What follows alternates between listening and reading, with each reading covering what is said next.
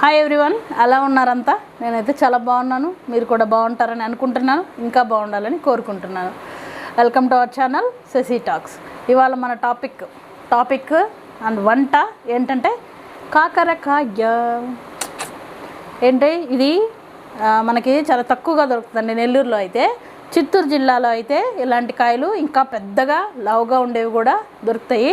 ఇవి మనకి నెల్లూరులో అయితే రిలయన్స్లో మాత్రమే దొరుకుతున్నాయండి. బయట మార్కెట్లో అయితే కొంచెం చిన్న సైజు ఉంటున్నాయి. ఇలా వైట్గా ఉండే కాయ ఉన్నా కూడా చిన్న సైజు ఉంటున్నాయి. దీంట్లో స్పెషాలిటీ ఏంటంటే ఇవి మన చిన్న కాకరకాయలు అంత చేదు ఉండవండి, ఎవరైనా తినొచ్చు.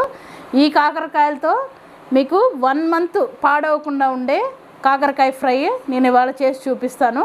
1 month వరకు పాడవదు. మనం ఏం ఫ్రిడ్జ్లో పెట్టక్కర్లేదు, ఏమక్కర్లేదు. బయట ఉన్నా సరే 1 month వరకు పాడవకుండా ఉండే విధంగా ఈ కాకరకాయ ఫ్రై చేసి చూపిస్తాను. ఇంకా నేను ఒక నోటీస్ చేసింది ఏంటంటే, మదనపల్లెలో ఉండేవాళ్ళం అండి కొద్ది రోజులు. అక్కడ ఉన్నప్పుడు కూరగాయలు అమ్మే ఆవిడ ఇలాంటివి తీసుకొచ్చేది. అక్కడ కూరగాయలు అమ్మేవాళ్ళు మోస్ట్లీ చాలామంది ఏం చేసేవాళ్ళు అంటే ఇలాంటి కాయను ఒకటి పచ్చిదే తినడం మొదలు పెట్టేవాళ్ళండి. వాళ్ళు కూరగాయలు మొత్తం అమ్మేసేలోపు ఆ కాయ తినేసేయాలట. అలా తినేవాళ్ళు. వాళ్ళు చాలా హెల్తీగా సన్నగా చెప్పాలంటే బాగుండేవాళ్ళు. సో ఇలా పచ్చి కూరగాయలు తినడం చాలా మంచిది. ఇది మనం తినలేమనుకోండి, వాళ్ళకంటే అక్కడ అలవాటు. కానీ మోస్ట్లీ తక్కువగా ఉడికినవి ఫ్రెష్గా ఉండే కూరగాయలు పండ్లు తినడం వల్ల మనం ఎప్పుడు హెల్తీగా ఉంటాం. అది అందరికీ తెలిసిన యూనివర్సల్ ట్రూతే. సో మనం ఇప్పుడు రెసిపీలోకి వెళ్ళిపోదాం. రోజువారీ చేసుకునే ఫ్రై లాగా అంత చిన్నగా సన్నగా కట్ చేయకూడదు. ఇవి మందంగా ఉంటుంది. ఈ పులుసు కూడా తీయాల్సిన అవసరం లేదు, పులుసుతో పాటు చేసుకోవాలి. ఇక్కడ చూడండి, నేను ఇంత తీసేస్తున్నాను ఎందుకంటే లోపల వైట్ పార్ట్ చాలా తక్కువగా ఉంటుంది, ఇదే ఎక్కువ ఉంటుంది కాబట్టి ఇది అవసరం లేదు. మందం చూడండి, ఈ మందంలో కట్ చేసుకోవాలండి.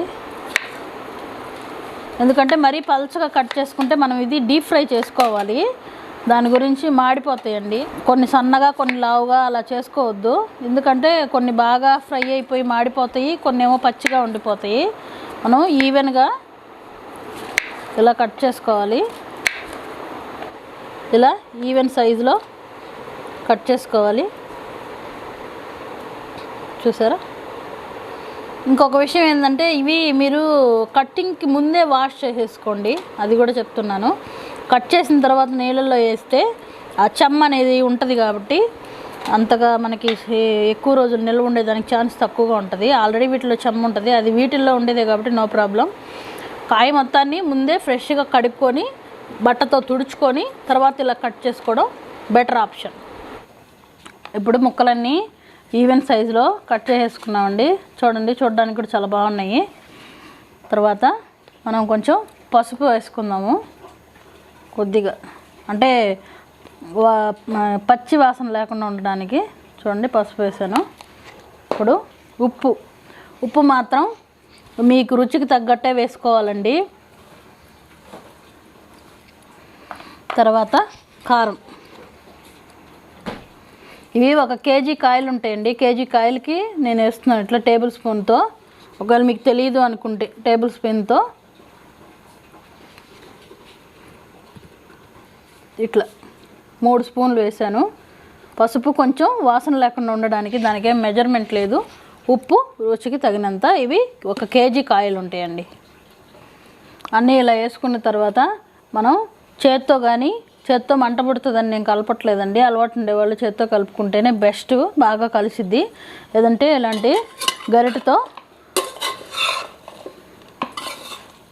అన్నీ ఈవెన్గా కలిపేసుకోవాలండి.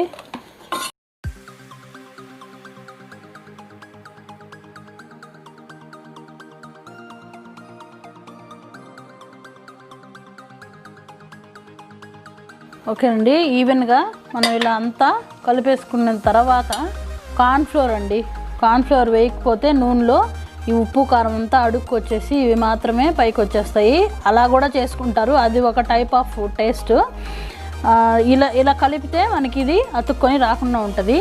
ఇందాక ఫస్టే ఇది వేసుకోకూడదండి, ఎందుకంటే ఇది కొంచెం ఉండలు కట్టేసే స్వభావం ఉంటుంది కాబట్టి మనకి ఉప్పు కారం కూడా సరిగా కలవకుండా ఉండలుగా అయిపోద్ది.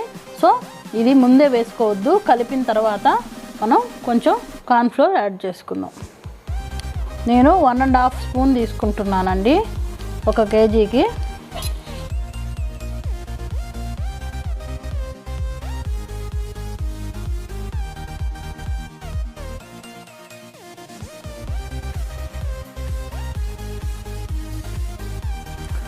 చూసారండి, ఇలా ఈవెన్గా కార్న్ఫ్లోర్ కూడా కలిసిపోయేలాగా కలిపేసాను. ఇలా కలిపేసిన తర్వాత మనం ఒక హాఫ్ అన్ అవర్ దీనికి రెస్ట్ ఇద్దామండి. హాఫ్ అన్ అవర్ రెస్ట్ ఇస్తే మనం వేసిన ఉప్పు కారం అంతా కూడా ముక్కలకు బాగా పడుతుంది. ఇది ఆయిల్ వేడైపోయిందండి. ఎప్పుడైనా సరే డీప్ ఫ్రై చేసేటప్పుడు ఆయిల్లో ఏ ఐటమ్ వేసినా సరే ఇది మాత్రం సిమ్లో పెట్టుకోవాలి, అది మర్చిపోవద్దు, లేదంటే ఆయిల్ పైకి చిందుతుంది.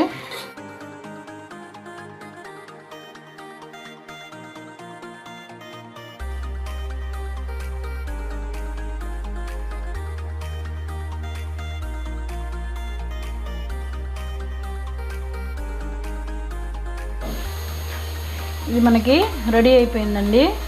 చూసారా, ఇందాక ఆయిల్ బుడగలు ఎలా వస్తున్నాయో ఇప్పుడు ఆ బబుల్స్ రావడం అంతా ఆగిపోయింది. అదే కాక మనం గరిటతో ఇలా తీసుకున్నామంటే మనకి బాగా వెయిట్లెస్గా అనిపిస్తుందండి. ఇందాక మనకి బాగా బరువుగా ఉంది కదా, ఎందుకంటే అంతా వాటర్ ఉంటుంది కదా, వాటర్ అంతా బాగా ఫ్రై అయిపోయేసి వెయిట్ తగ్గుతుంది. అది కూడా మనకి ఒక బండ గుర్తు తీయడానికి. ఇట్లా మనం చూసారా, ఇది కూడా చూపిస్తాను. చిల్లులు ఉండేదండి, ఇట్లాంటి మెష్ టైప్ దాంట్లో మెష్ అనే కాదండి, చిల్లులు ఉండేవి స్టీల్వే, ప్లాస్టిక్ మాత్రం వాడద్దు, స్టీల్వే. ఇలాంటిది ఒకటి తీసుకొని టిష్యూ పేపర్స్ వేసుకొని ఇందులోకి ఇవన్నీ కూడా మనం ట్రాన్స్ఫర్ చేసేసుకుంటే ఒక 1 అవర్ అలా వదిలేసామంటే టోటల్గా ఆయిల్ అంతా టిష్యూస్ పీల్ చేస్తాయండి.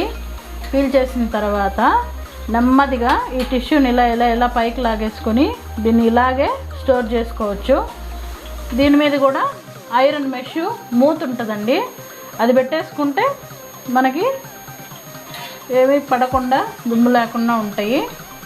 ఇలా తీసేసుకున్నామండి.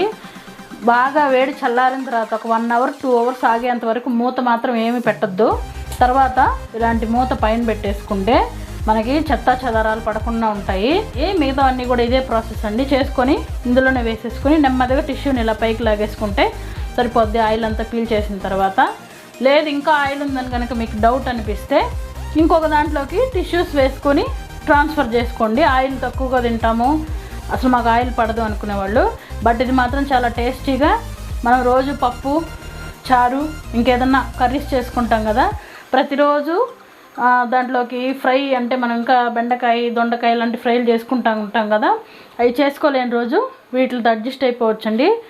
చాలా బాగుంటాయి, చాలా టేస్టీగా కూడా ఉంటాయి. మనం ఎటువంటి మసాలాలు కానీ ఎక్కువగా ఘాటుగా ఉండే పదార్థాలు కానీ ఏమీ వాడలేదు.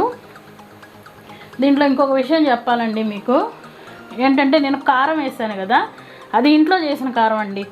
మీకు నేను నా ప్రీవియస్ వీడియో కనుక చూసినట్టయితే చేపల కూర చేసేటప్పుడు చెప్పాను అందులో ఏమేమి వేస్తారని. కారం ఇంట్లో మనం ఆడించుకున్నదండి. ఓకేనండి, ఇది ఇట్లా మనకు రెడీ అయిపోయింది.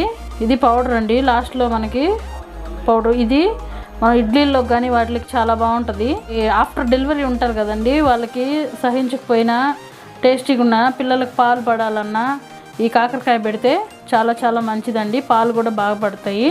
వీటితో తినాలనిపిస్తుందండి ఆ టైంలో. ఎందుకంటే నేను మా పెద్ద బాబు పుట్టినప్పుడు చిన్న బాబు పుట్టినప్పుడు దీంతోనే ఎక్కువగా టిఫిన్ చేసేదాన్ని. బాగా అనిపించేది నాకు, అదే కావాలనిపించేది. ఇది కూడా కాకరకాయ చాలా మంచిదండి, మనకి స్టిచెస్ పడినా అవి మాడిపోతాయి, హెల్త్కి చాలా మంచిది.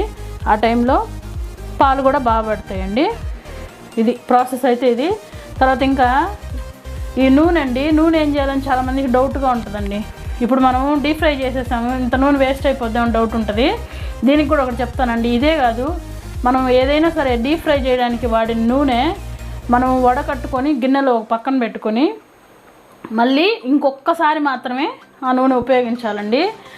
ఉంది కదా అని చెప్పేసి మళ్ళీ ఇంకొకసారి డీప్ ఫ్రైకి మాత్రం ఇది వాడకూడదు. ఒక్కసారి హీట్ అయిన వేడి నూనె చల్లార్చుకొని మళ్ళీ మనం వాడుతున్నామంటే అది పాయిజన్తో సమానం. ఆ పని మాత్రం చేయొద్దు. కాకపోతే మనం ఇంత ఆయిల్ వేస్ట్ చేయలేము అన్న ఉద్దేశంతో ఏం చేయాలంటే తీసి పక్కన పెట్టుకొని ఒక గిన్నెలో ఏదైనా కర్రీస్లోకి వాడేసేయాలండి. ఇంకా రీసైక్లింగ్ ఉండకూడదు. ఇది ఓన్లీ 1 టైం. కాకపోతే ఇంత పాడేయడానికి మనకు మనసు రాదని చెప్పేసి ఈ ఆప్షన్ కూడా ఒక్కసారి మాత్రమే యూజ్ చేయాలి. మళ్ళీ డీప్ ఫ్రైలు చేయడం, మళ్ళీ వేడి చేయడం, తీసుకోవడం అలా మాత్రం ఎవ్వరు చేయొద్దు. It's very dangerous to health. Okay అండి, నా రెసిపీ మీకు నచ్చింది అనుకుంటున్నాను. మరిన్ని ఇలాంటి హెల్తీ రెసిపీస్ కోసం నా ఛానల్ని సబ్స్క్రైబ్ చేయండి, లైక్ చేయండి, షేర్ చేయండి. Thank you for watching. Take care. Bye bye.